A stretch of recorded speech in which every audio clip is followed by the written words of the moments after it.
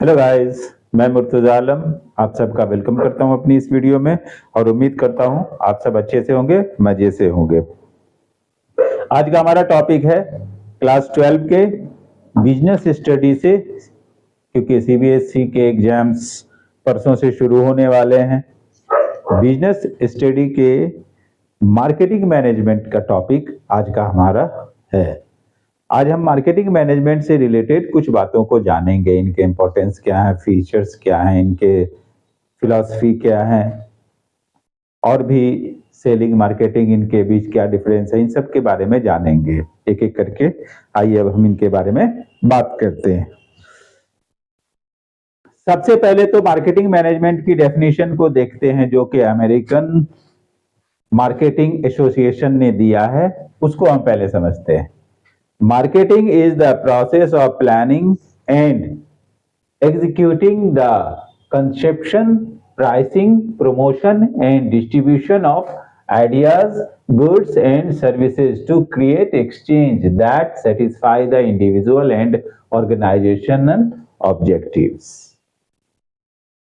ये प्रोसेस है प्लानिंग का और एग्जीक्यूटिंग का, ठीक है। उसमें pricing, conception, promotion and distribution ये सभी आते हैं। किन चीजों के?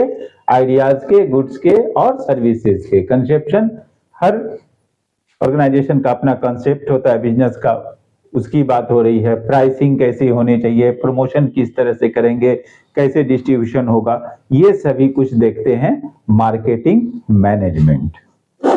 अब देखते हैं मार्केटिंग मैनेजमेंट का क्या इंपॉर्टेंस है एक बिजनेस फर्म में। Importance marketing management for a business firm. Accomplishment of objectives, ये ऑब्जेक्टिव्स को पूरा करने का काम करता है। किसी भी फर्म की ऑब्जेक्टिव क्या होती है? वो गुड्स या सर्विस जिस चीज में डील कर रहे हैं तो उसे ज्यादा से ज्यादा करें, मार्केट में उनका ज्यादा से ज्यादा शेयर हो।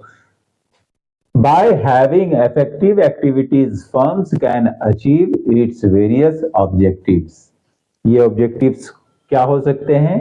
प्रॉफिट को इंक्रीज करना, मार्केट में अपने शेयर को बढ़ाना। जैसे अभी किसी फर्म एक्स का मार्केट में शेयर 10% है, वो ऐसी प्लानिंग एग्जीक्यूटिंग करेंगे, इस तरह से चलेंगे सारे मेथड्स का यूज करके कि आगे चल के इन्होंने जो टारगेट बनाया है कि 10% से 20% हमारा शेयर हो जाए मार्केट में, तो वो कर सकते हैं। तो accomplishment of objective. Number two face market competition. Market में आप अकेले नहीं होते हैं, कोई फर्म अकेला नहीं होता है। जो भी गुड्स और सर्विस में डील कर रहा है उस जैसे अनेकों होते हैं, उन सब के बीच कंपटीशन करके अपना एक जगह बनाना होता है। तो मार्केटिंग मैनेजमेंट में स्ट्रेटेजी इन चीजों को देखकर तय की जाती है जिससे मार्केट के कॉम्पिटिटर्स को फेस किया जा सके। With the help of effective strategy, a firm can face the marketing competition successfully. Number 3, goodwill and reputation. With the help of proper marketing policy, firms are able to maintain long-term relation with customers. इससे उनका reputation, goodwill बढ़ता है। ऐसे market में हम बहुत सारे product देखते हैं जिनके मैन्युफैक्चरर का अच्छा रेपुटेशन है, उनके नाम को ही सुनकर लोग उससे खरीद लेते हैं। तो रेपुटेशन, गुडविल भी क्रिएट करने का काम करती है मार्केटिंग मैनेजमेंट। आगे देखते हैं मार्केट इंफॉर्मेशन। फर्म को मार्केट में चल रहे हर एक्टिविटीज से इंफॉर्म कौन करवाता है? Marketing management. वो रिसर्च करते रहते हैं, सर्वे करते रहते हैं, इसके थ्रू उन्हें पता चलता रहता है।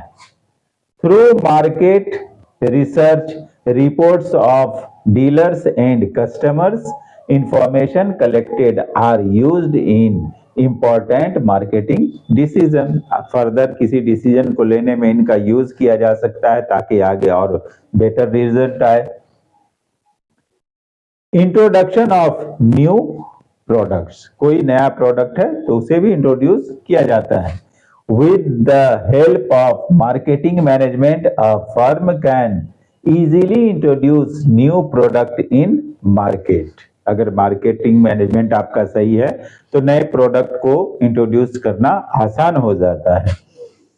मार्केट एक्सपेंशन, और इस तरह से मार्केट एक्सपैंड होता है। With the help of proper advertising, sales, promotion, and distribution strategies, a firm can expand its market from a smaller area to larger area.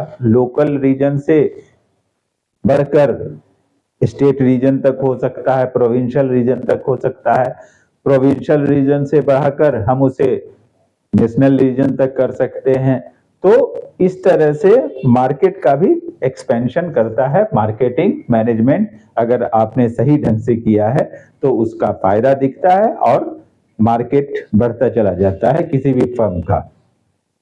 अब हम इनके कुछ फीचर्स की बात कर लेते हैं। यहां पर हम इनके 4 फीचर्स की बात करेंगे। Number 1, needs and wants. It focuses on satisfying the needs and wants of individuals and organization. इनका पूरा फोकस होता है कि इंडिविजुअल या किसी ऑर्गेनाइजेशन जिसको ये चीज दे रहे हैं वो इनके उनके वांट्स और नीड्स सेटिस्फाई हों, इस तरह से इनका काम होता है और इसी को फोकस में रख के काम किया जाता है। Number 2, market offerings. It refers to a complete offer for a product or service by specifying its shape, size, color, taste, etc. ये ऑफर करते हैं किस तरह का शेप है, कैसा साइज है, ये सब कुछ डिटेल देते हुए ऑफर करते हैं। अब उस चीज को एक्सेप्ट करने का काम कस्टमर का होता है। कस्टमर वैल्यू, यहां पर कस्टमर वैल्यू भी आता है सामने। अगर कस्टमर को लगेगा कि जो कुछ भी वो प्राइस दे रहा है वो प्राइस उसको रिटर्न में मिलने वाले सेटिस्फेक्शन से कम है तो वो उसे खरीद लेता है। तो यहां पर उस चीज में कस्टमर को वैल्यू दिखना चाहिए। Customer value, marketing leads to exchange of products and services between buyers and sellers, खरीदने वाला और बेचने वाला। यहां पर इस बात को देखा जाता है कि वैल्यू ऑफ प्रोडक्ट जो है उसके कॉस्ट या प्राइस से ज्यादा दिखना चाहिए कस्टमर को, तभी वो लेगा। एक्सचेंज मैकेनिज्म है ये, इसमें दो के बीच कम से कम एटलीस्ट 2 पार्टीज तो होने ही चाहिए, एक बायर एक सेलर, तभी एक्सचेंज हो पाएगा।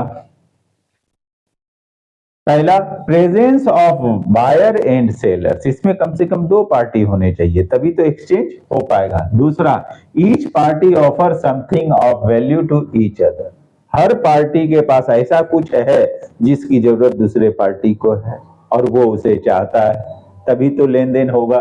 इफेक्टिव कम्युनिकेशन, उनके बीच बातचीत सौदा इस ढंग से होना चाहिए जो इफेक्टिव हो।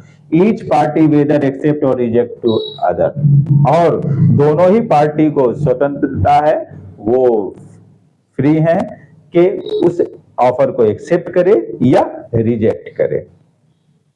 तो ये तो थे 4 features of marketing management.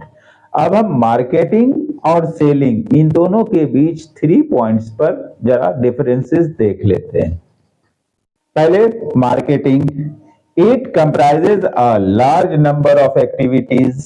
Marketing में एक नहीं कई तरह के एक्टिविटीज होते हैं जो planning, designing and after sale services. Planning करना कि हमारा प्रोडक्ट कैसा होगा, किस तरह का होगा, उसकी कॉस्टिंग कैसे करनी है।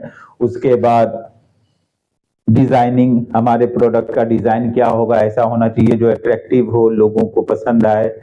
और आफ्टर सेल सर्विस इसमें देखा जाता है, फीडबैक वगैरह लिए जाते हैं ताकि कुछ सुधार मॉडिफिकेशन है तो वो किया जाए, या कस्टमर सर्विस दिया जाता है, तो ये सभी इसके अंदर आ जाते हैं। अब इसी पॉइंट पर देखते हैं सेल का क्या है। Selling, it is limited to just promotion activities and transfer of ownership. सिर्फ ये बेचने तक, सामान की कीमत लेकर दूसरों को दे दिया, ये इतने तक ही लिमिटेड होते हैं। नंबर 2, इट्स प्राइमरी, मार्केटिंग की बात हो रही है, its primary focus is on customer satisfaction. इनका जो प्राइमरी फोकस होता है वो कस्टमर के सेटिस्फैक्शन में होता है।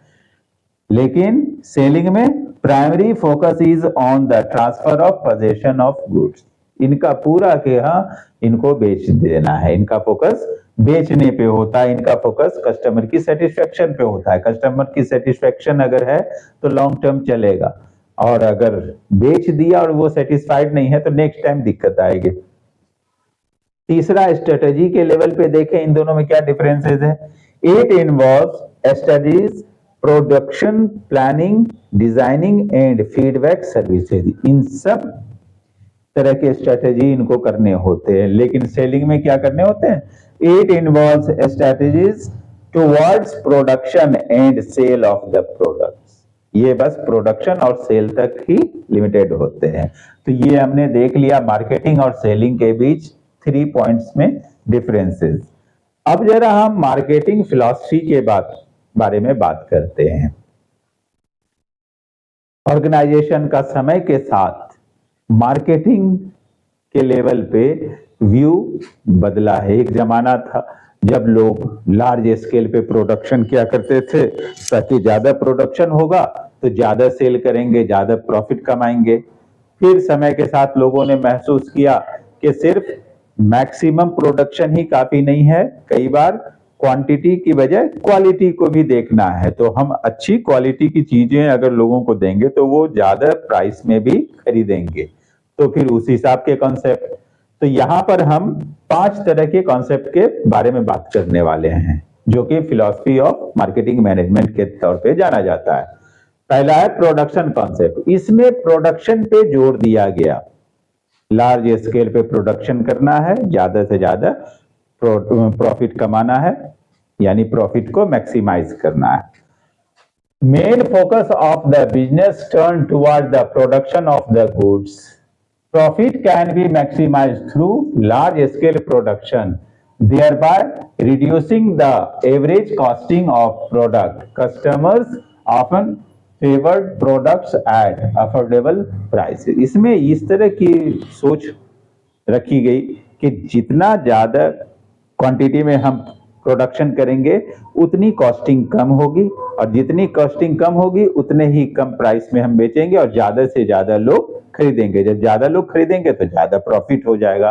तो इसमें इस तरह की फिलॉसफी होती है प्रोडक्शन कॉन्सेप्ट में। अब हम देखते हैं कि प्रोडक्ट कॉन्सेप्ट में कैसी फिलॉसफी होती है। तो प्रोडक्शन में जहां क्वांटिटी पर जोर दिया जाता है, तो प्रोडक्ट कॉन्सेप्ट में क्वालिटी पे जोर दिया जाता है। इसमें गुड क्वालिटी प्रोडक्ट को तैयार किया जाता है ताकि लोग हाई रेट पर भी उसे खरीद सकें।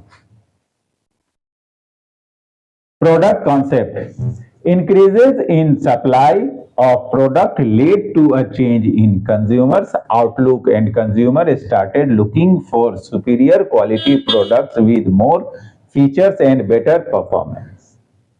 समय के साथ लोगों के, क्योंकि सप्लाई बढ़ता चला गया, सप्लाई बढ़ने की वजह से कई तरह के अल्टरनेटिव्स लोगों के सामने आया, और समय के साथ लोगों ने सीख लिया कि बजाय सस्ती चीज लेने के जो बढ़िया चीज है हम वो लेंगे। और इस तरह से अब जो नया कॉन्सेप्ट बना वो बना प्रोडक्ट को हाई क्वालिटी का बनाना। Emphasis shifted from quantity production to quality production. Profit could be maximised through product improvement. इसमें भी प्रोडक्ट प्रॉफिट को मैक्सिमाइज किया जा सकता है, ये सोच है इसमें। बस इसमें ये ध्यान दिया जाता है कि ज्यादा प्रोडक्शन नहीं करना है, अच्छी क्वालिटी का प्रोडक्शन करना है और अच्छे दाम पे बेचेंगे, प्रॉफिट बढ़ाएंगे। थर्ड फिलॉसफी है सेलिंग कॉन्सेप्ट। इसमें सेल पे जोर दिया जाता है, जैसे प्रोडक्शन में प्रोडक्शन पे जोर दिया जाता है, प्रोडक्ट में क्वालिटी पे जोर दिया जाता है, इसमें सेल पे जोर दिया जाता है। Change in marketing environment leads to increased competition among sellers. समय के साथ environment बदला है marketing का और उसके साथ साथ बेचने वालों के बीच competition भी बढ़ गया है. The need was felt to attract customers and convince them to buy goods. लोगों को कन्विंस करना. आज हम टेलीविजन, रेडियो, इंटरनेट हर जगह एडवर्टीजमेंट देखते हैं, दीवारों पे लिखे हुए देखते हैं, पोस्टर्स वगैरह चिपके देखते हैं, किताबों में जगह जगह मैगजीन्स में हम देखते हैं एडवर्टीजमेंट है. ये सब क्या है? ये सेलिंग कॉन्सेप्ट को अपना रहे हैं. वो ज्यादा से ज्यादा सेल करना चाह रहे हैं. To sell product firm use aggressive selling and promotional techniques like advertisement. आगे हम देखते हैं अगला जो कॉन्सेप्ट है वो है marketing concept. This concept lays down that customer satisfaction is the most of an organisation most of important factor which determines the success of an organisation. तुरंत जैसे तैसे सेल करके हम अपना सामान तो बेच देंगे, लेकिन सेल करने के साथ सही टेक्निक इस्तेमाल किया जाए, सही क्वालिटी का सामान होगा तो वो लॉन्ग टर्म कस्टमर बनेगा हमारा और इस तरह से वो फर्म लॉन्ग टर्म सरवाइव करेगी. तो कोशिश इसमें ये होती है कि हमारे कस्टमर हमसे ज्यादा सेटिस्फाई हों, इसलिए ज्यादा सेटिस्फाई होंगे, लॉन्ग टर्म चलेगा और रिलेशन, और इस तरह से प्रॉफिट भी अर्निंग होगी. Organization must clearly identify the target customer base and the market. All its marketing efforts must be directed towards that particular market segment. जिस टुकड़े में भी मेहनत हो रहा है उस पर सब चीज का डायरेक्शन, उस तरफ सारे एफर्ट का डायरेक्शन दे देते हैं. बस ध्यान होता है कि हमें अपनी मार्केटिंग बढ़ानी है. फिफ्थ और लास्ट है सोसाइटल कंसेप्ट. जिस समाज से हम सामान बेच के कमा रहे हैं, जिस समाज के बीच हम काम कर रहे हैं, जिनके लोग हमारे काम आ रहे हैं, तो उस सोसाइटी के लिए भी हमारा कुछ न कुछ रिस्पॉन्सिबिलिटी बनता है. इनकी सोच ऐसी होती है कि हम जो भी कर रहे हैं करें, लेकिन साथ ही इस बात का ध्यान रखें कि किसी भी तरह का एनवायरनमेंट को नुकसान न पहुंचे.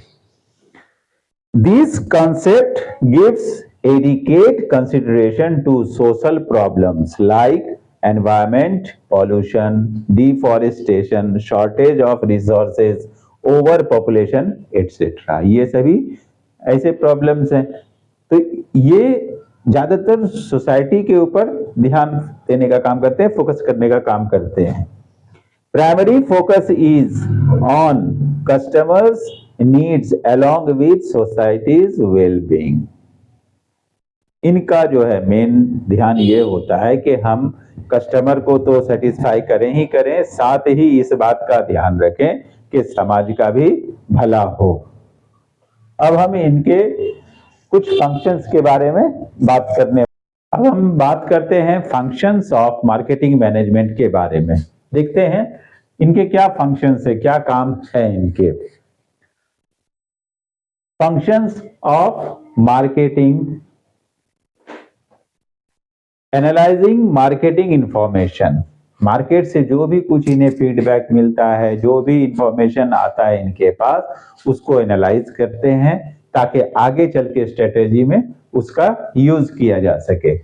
Collect information of targeted market segment including size of market, ठीक है, as well as behaviour, culture, need and want of customers, ताकि आगे की स्ट्रेटेजी इनको देखकर डिसाइड की जाए.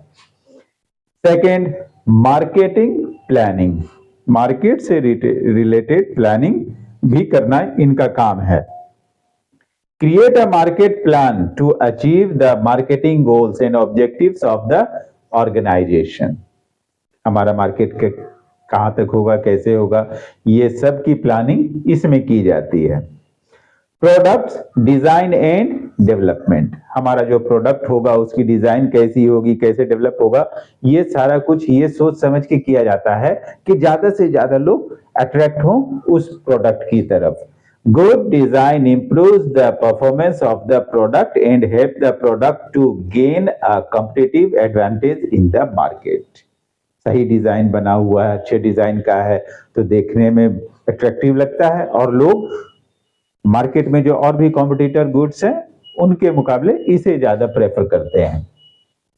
आगे है स्टैंडर्डाइजेशन एंड ग्रेडिंग, चीजों को स्टैंडर्डाइज करना, उनकी ग्रेडिंग करना, ये भी मार्केटिंग का ही काम है।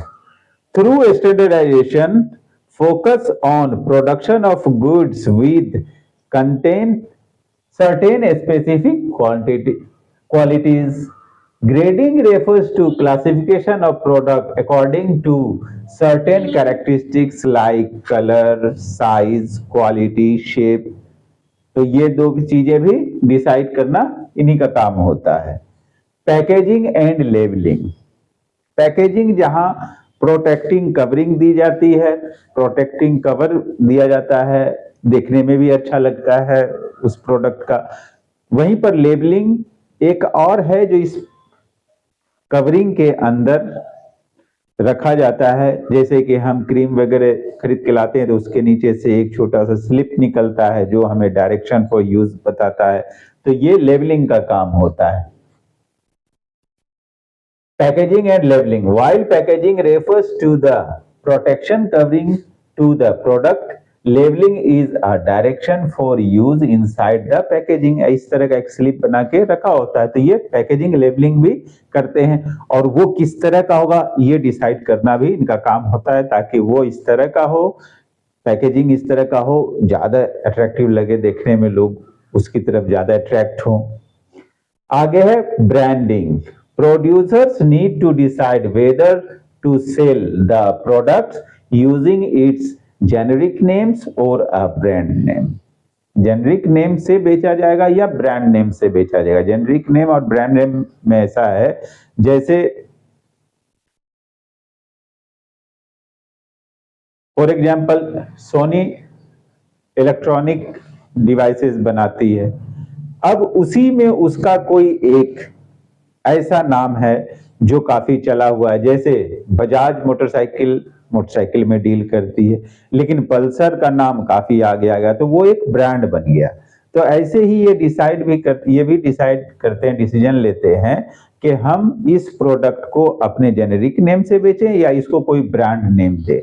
कई बार ऐसे होते हैं ब्रांड नेम इतने ज्यादा फेमस हो जाते हैं कि लोग उसके ही नाम से उसे खरीदते हैं। Customer support services, customer support services आज की डेट में बहुत ज्यादा देखने को मिलता है।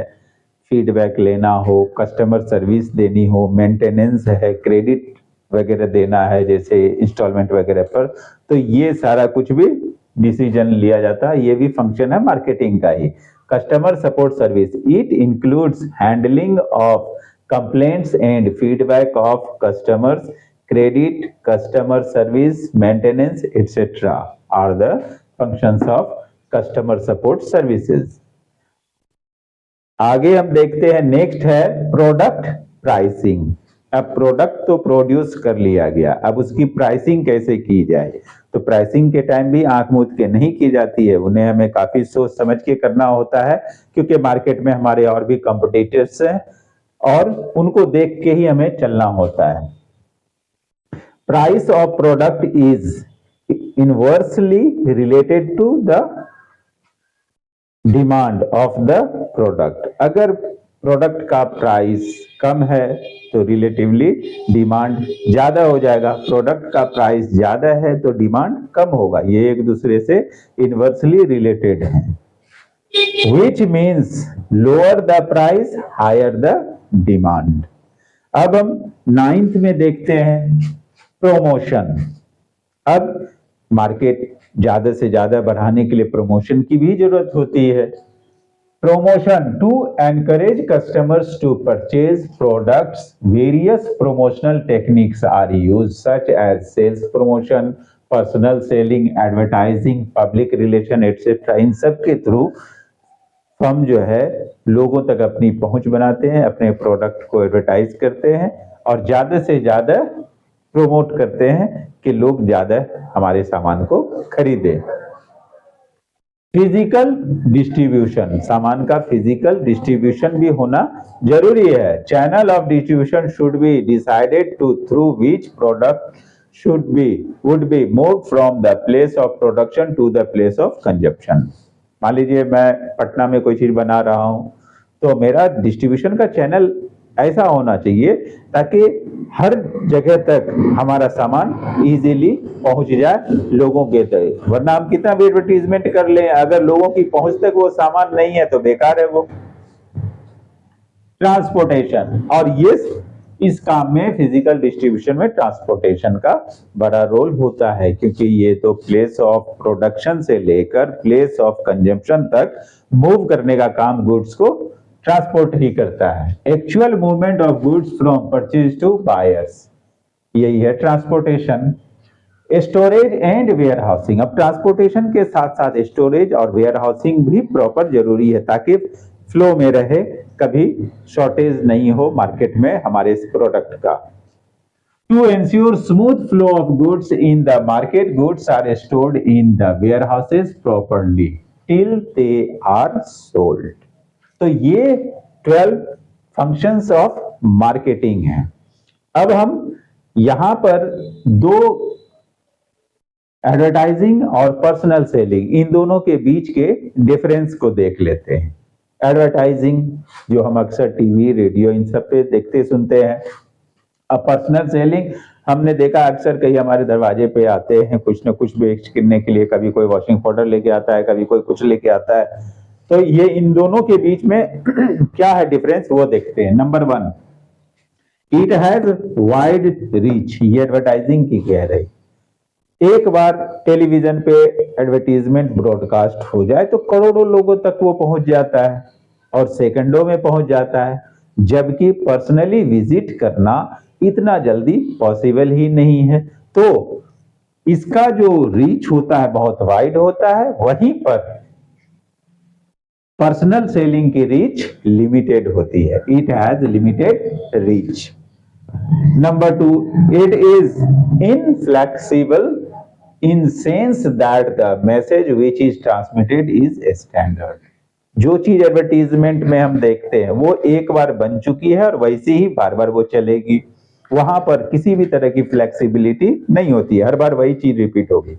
लेकिन जब कोई पर्सनल सेलिंग के लिए आता है, वो सामने पर्सनल कम्युनिकेशन करता है तो वो इंडिविजुअल को देख के अपने मैसेज को थोड़ा मॉडिफाई कर सकता है, उसमें कोई दिक्कत नहीं होगी। It is flexible, message can be modified according to the individual customer.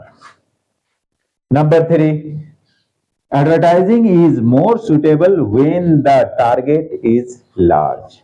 जब हमें मिलियंस ऑफ पीपल के बीच उनको टारगेट करना है तो ऐसे में एडवर्टीजमेंट वो ज्यादा सुटेबल होता है। लेकिन जब हमारा टारगेट ग्रुप स्मॉल हो तो उसके लिए हमें एडवर्टीजमेंट से अच्छा है, सुटेबल करेगा personal selling. It is more suitable for a target of A small group. 4th, it's costing is low, क्योंकि एक बार हमने चलाया एडवर्टीजमेंट तो करोड़ों लोगों तक पहुंचा गया, तो हर इंडिविजुअल के हिसाब से देखें तो बहुत कम कॉस्ट आता है। लेकिन जब कोई पर्सनल विजिट करेगा, हम जब पर्सनल सेलिंग के थ्रू भेजेंगे तो हर इंसान जब जाएगा तो उस पर खर्च ज्यादा आता है। तो पर्सनल सेलिंग का खर्च कॉस्ट ज्यादा होता है और एडवर्टाइजिंग का कॉस्ट कम होता है। It's costing is high. 5th, medium of communication could be television, newspaper, radio etcetera. हम एडवर्टीजमेंट या तो टेलीविजन पे, रेडियो पे, न्यूज़पेपर पे, मैगजीन पे, इन्हीं सब पे कर सकते हैं। लेकिन पर्सनल सेलिंग में ऐसा नहीं है। Medium of communication should be only sales person. तो ये थे हमारे मार्केटिंग मैनेजमेंट से जुड़े हुए कुछ जरूरी इंपॉर्टेंट पॉइंट्स जिसके बारे में आज हमने डिस्कस किया। उम्मीद करता हूं आप लोग इससे फायदा उठाएंगे और आने वाले एग्जाम में अच्छा स्कोर करेंगे।